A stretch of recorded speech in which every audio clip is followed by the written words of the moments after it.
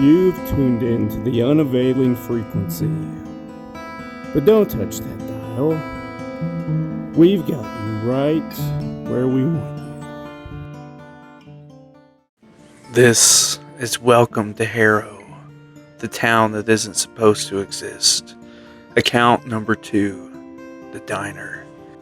I drive an 18-wheeler for a living. If there's a stretch of asphalt between the Rockies and the Appalachians, I've hauled freight over it. You do this job for 2 decades, you learn to trust your gut. You learn the difference between a sleepy town that rolls up the sidewalks at 8 p.m. and a place that shouldn't be there at all. When I read the first account about Harrow, the hair on my arm stood up. Because I swear, I've been there before. And let me tell you, whoever wrote that report got off lucky. By the time I found Harrow, they weren't just practicing their pantomimes from a distance anymore. They were trying to interact. It was mid-November, about 2 months after the first guy drove through. A freak ice storm was sweeping across the plains, turning I-80 into a skating rink. Visibility was maybe 30 feet. Trucks were jackknifing cars deep in the ditches, and I knew I had to get off the highway before my rig became a 2-ton sled. I took a rural exit blindly, hoping to find a truck stop or a wide shoulder to wait out the storm. My GPS's screen flickered, the map dissolving into a blank gray void with a single blue arrow spinning wildly. I cursed, assuming the satellite receiver was caked in ice. I crept down a dark 2-lane county road at 10 miles an hour. The sleet was hammering my windshield like buckshot. And then, it just stopped. I don't mean the storm slowly died. I mean I crossed some invisible threshold and the weather ceased to exist. 1 second my wipers were fighting heavy ice, and the next, they were squeaking against dry, perfectly clean glass. I looked at my mirrors, and behind me was a wall of swirling white fog and sleet. Ahead of me, a perfectly dry, pitch-black night. The road beneath my tires smoothed out into pristine, jet-black asphalt. I rolled my windows down, and the freezing wind was gone, replaced by perfectly still, room-temperature air. The smell faintly of ozone, like a model train set running too hot. A few miles down the road, the sickly yellow streetlights began to appear, and I saw the sign, Welcome to Harrow. I should have turned the rig around right there, but an 18-wheeler isn't a Honda Civic. You can't just hang a U-turn on a 2-lane road.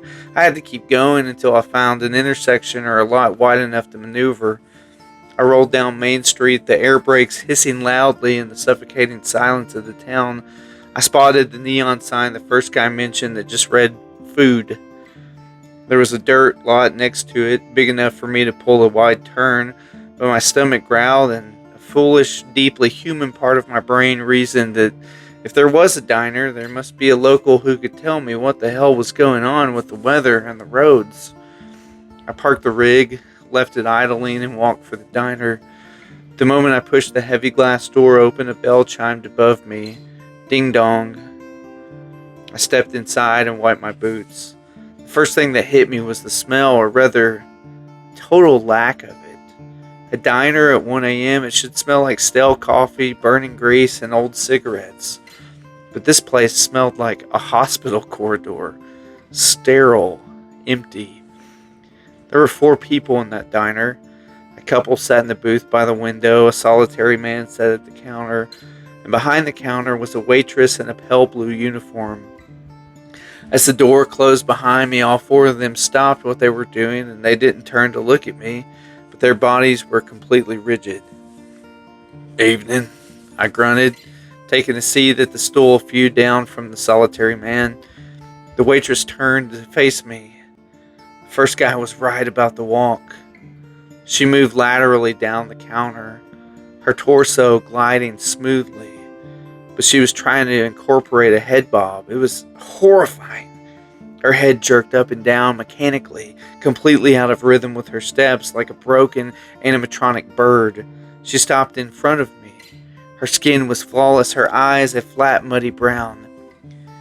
"Greetings to this establishment," she said. Her voice was synthesized completely devoid of inflection. The sound didn't seem to come from her throat, it was just in the air between us.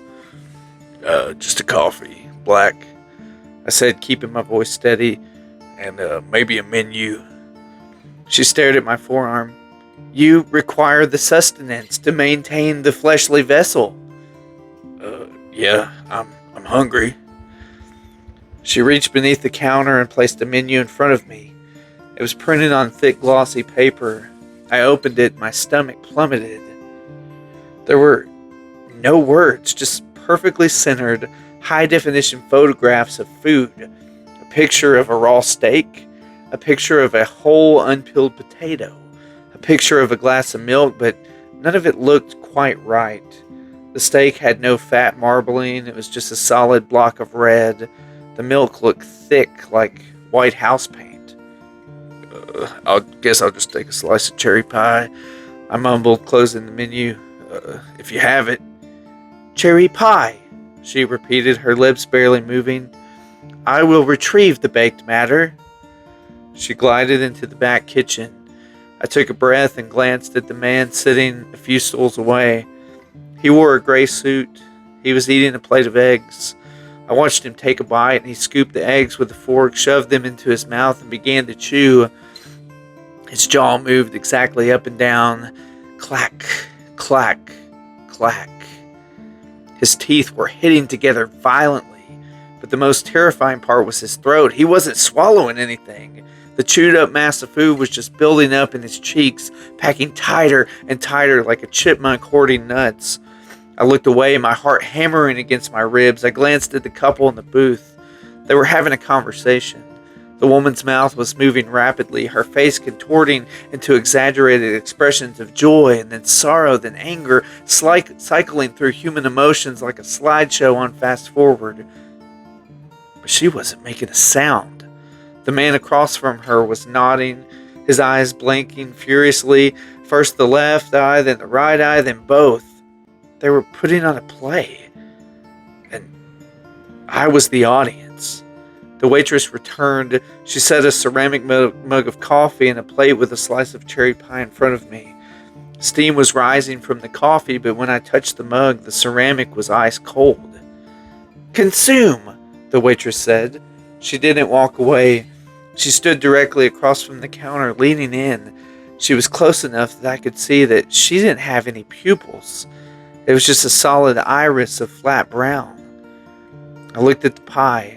The crust was perfectly smooth. The filling was a vibrant, glowing red, but it wasn't food. It looked like colored wax. I'm actually not that hungry, I said, sliding off the stool. I should get back to my truck. The diner was dead silent. The man chewing the egg stopped. Clack! His jaw froze open. The couple in the booth stopped their silent pantomime. You requested the baked matter, the waitress said. Her voice was louder now, buzzing slightly with a metallic reverb. You must demonstrate the consumption. Keep it. I threw a crumpled $5 bill on the counter. Keep the change. I turned toward the door. The man in the gray suit jumped up, and he didn't push his stool back. He just stood, his knees locking with a sickening pop. Demonstrate the consumption. The man in the suit repeated. His voice was exactly the same as the waitress's, the same flat, synthesized pitch. The couple in the booth slid out into the aisle, blocking my path to the door. Panic, hot and primal panic, flooded my veins. I'm 6'2" and 250 pounds. I've been in my share of roadhouse brawls, but looking at these things, I knew a punch wouldn't do anything. Hitting them would be like punching a mannequin filled with concrete. Get out of my way, I barked, puffing my chest out. The woman from the booth tilted her head, her neck cracked loudly. Show us the facial configuration for satisfaction, she droned in that same uniform voice. How does the consumption make you feel? They took a synchronized step towards me. I didn't wait. I grabbed a heavy glass ketchup bottle off the nearest table and hurled it directly at the front window. It shattered with a deafening crash. The noise seemed to hurt them. All four of them spasmed, their hands flying to the sides of their heads. Their perfectly smooth faces twisted into masks of digitized glitching horror. Their mouths opened in silent screams. I bolted. I dove through the shattered window, tearing my heavy Carhartt jacket on the jagged glass, and hit the perfect asphalt outside. I sprinted towards my idling rig. The sickly yellow streetlights flickered wildly, strobing like a dying fluorescent tube.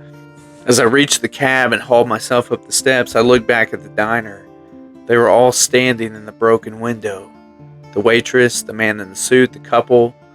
They were standing shoulder to shoulder, their arms hanging limply at their sides. They weren't looking at me. They were all staring at the crumpled $5 bill I had left on the counter, examining it like it was some kind of alien artifact. I slammed the heavy door, threw the rig into gear, and floored it.